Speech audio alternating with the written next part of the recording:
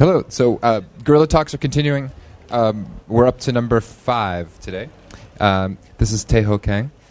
Hi. Hello. From Seoul. Yes. And he's a collector. Yes. He likes contemporary art. Yes. Do you collect other things other than contemporary art? No, just contemporary art. That's it. Yeah. And when did that start?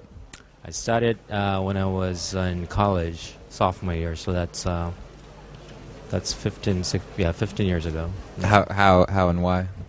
I always been interested in art, not specifically in contemporary art, but the videos that you will see on MTV, or the graphic art that you will see in magazines or anything. So I think that relates one another. So when I see artworks, I don't see it as artwork, but when I like it, then I would just research it, and I'll find out the philosophy and what's really going around behind what we see on a surface. And then that's when that really touches me, then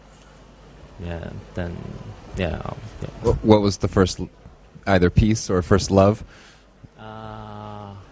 It was a Keith Haring's print. Yeah, that was my first purchase. Yeah. Why? What about Keith Haring in the 90s? What about Keith Haring? Yeah. Why did that catch your eye? It was a wall sort of paint. He's well known as a graffiti artist in 80s, and I think it has a lot to do with what was going on in New York back then. And then it was epitome of era where AIDS was sort of a big deal. Yep. And I think it kind of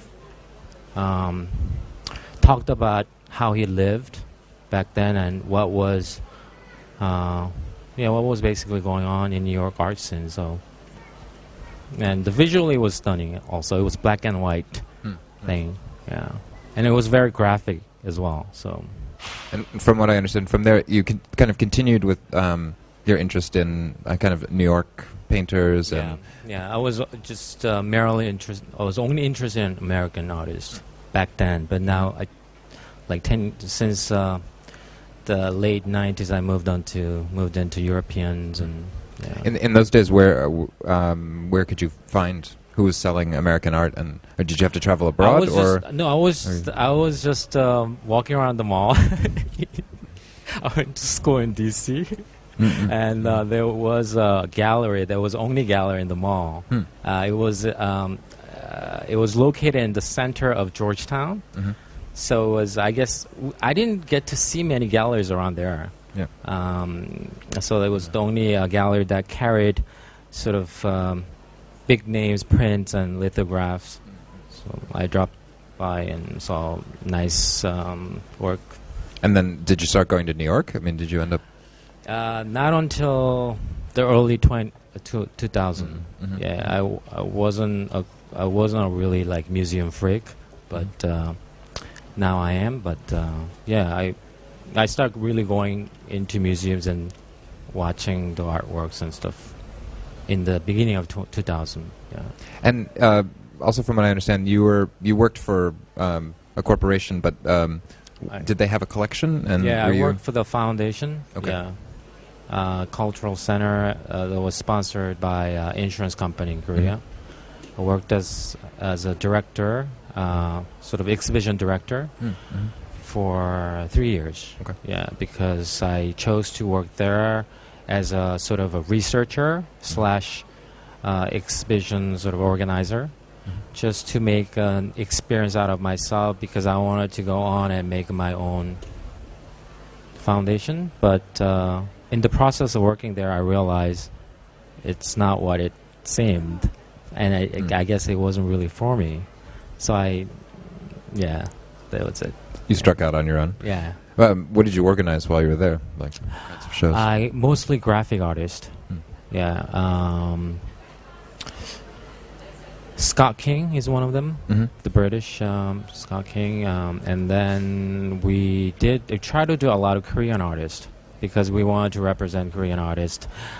Back then, we had a handful of good galleries that didn't really work with Korean artists. only with sort of like big names of Korean artists. So we wanted to support the young Korean artists. Yeah, so we did a lot of Korean young artists, really like emerging artists. Yeah. Is that still a necessity, do you think, in Seoul? Like, how well are young artists being shown? Yeah, I think so. Yeah, I think so. Yeah. Who's doing good work showing young artists these days? I can't say. Or where do you like to go? I can't say because there have been a great deal of galleries sort of expanding. So I can't catch up with all this because Seoul is like really, it's quite a big city. It's and it's divided by south and north and west and east. So there are a lot of galleries, so couldn't catch up with all of this. But I hear there are a lot of small, like independent galleries that are opening here and there that supports Korean artists. Yeah.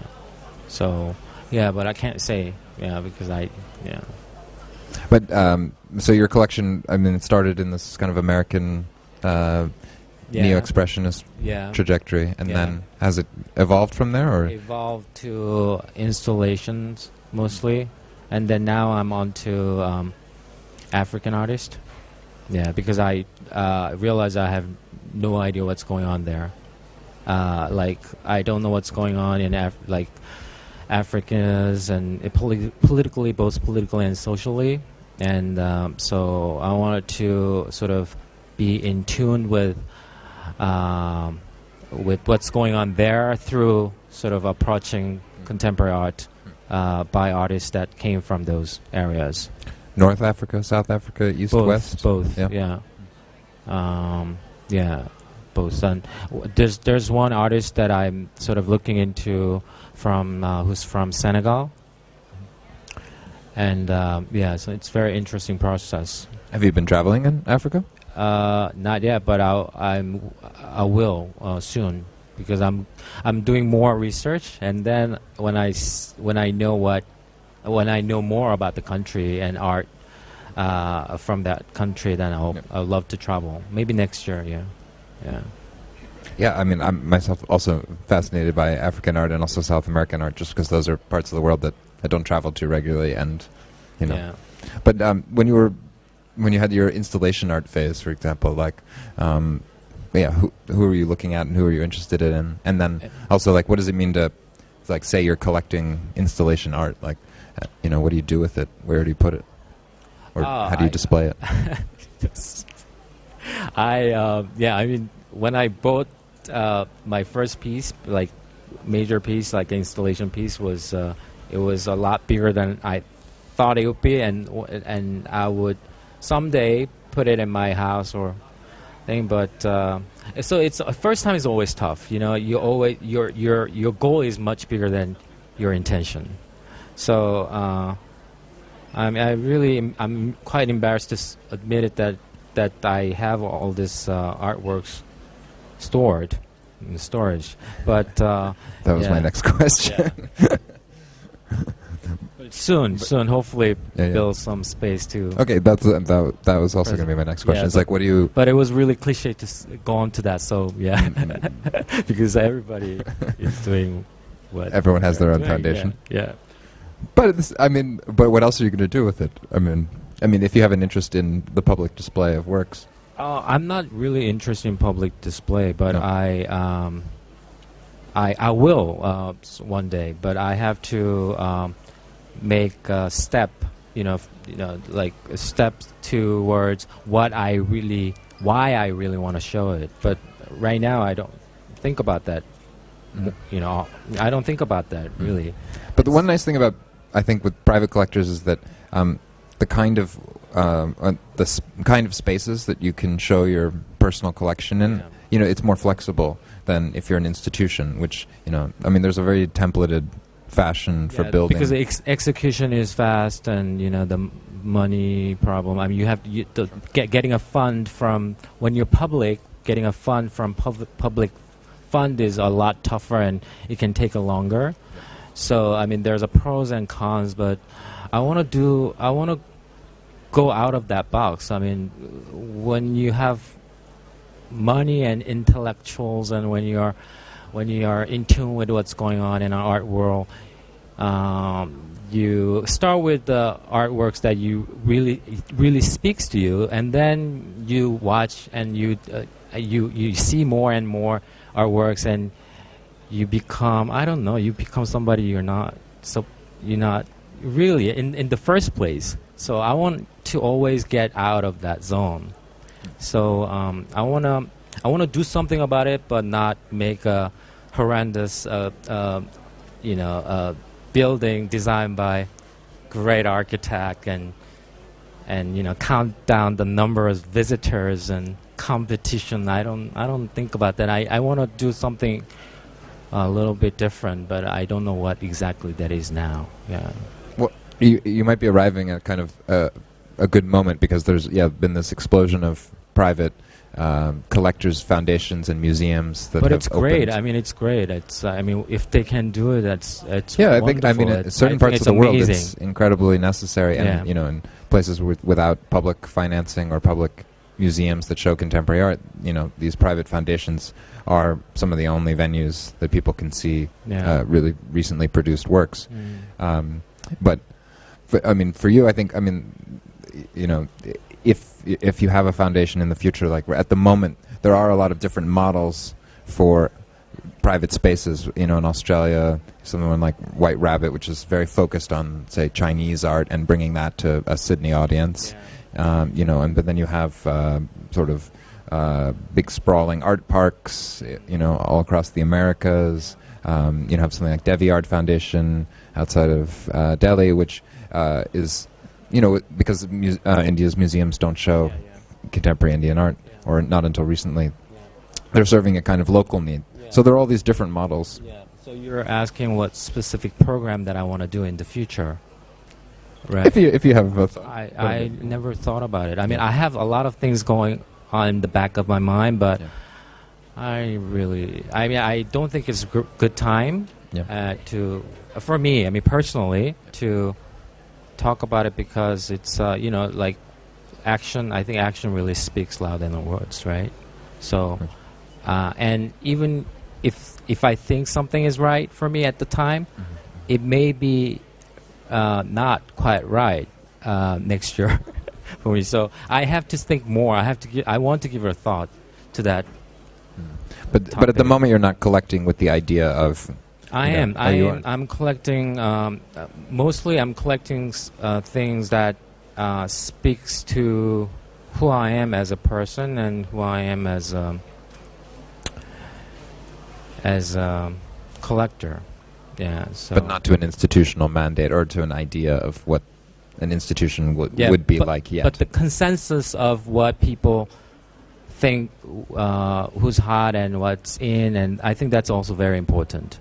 And that's got to be a reason behind that. So I do think about that. I do sort of, I think I read a lot why and how, and I meet a lot of people, talk to dealers, talk to institution people, talk to curators, collectors. Yeah, consensus is still very important. But is consensus something to follow, or what's your relationship to kind of like my trends of the moment? My portfolio. Okay. 70% I think is just very personal, and 30 to 40 I think I follow with the flow.